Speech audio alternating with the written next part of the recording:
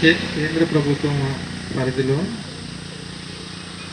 గిరిజన సంక్షేమం కొరకు గిరిజనులు ఉన్నటువంటి ఆవాసాలలో మౌలిక సదుపాయాల కల్పనే లక్ష్యంగా ప్రధానమంత్రి చొరవతో మనకు కేంద్ర ప్రభుత్వం వారు పథకాన్ని ప్రారంభించారు.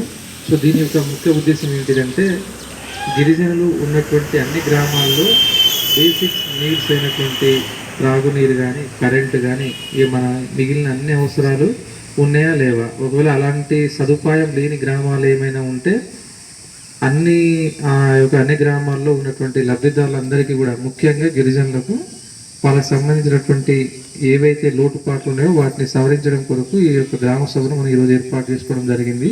సో దీంట్లో భాగంగా ఎవరికైనా క్యాస్ట్ సర్టిఫికేట్ కానీ ఆధార్ సర్టిఫికేట్ కానీ తర్వాత మన రేషన్ కార్డు కానీ ఇంకేమైనా మీకు బ్యాంక్ ఖాతాలు కానీ ఇలాంటివి ఏమీ లేకుండా ఉంటే మీరు ఈరోజు ఇక్కడ అప్లై చేసుకోవచ్చు. కిసాన్ క్రెడిట్ కార్డులు కానీ లేని వారు ఈరోజు ఈ గ్రామ సభను సద్వినియోగం పరుచుకొని అప్లై చేసుకొని వాళ్ళు ఆ యొక్క ప్రభుత్వ పథకాలను అందే విధంగా అర్హులు కాగలరని కోరుకుంటున్నాను.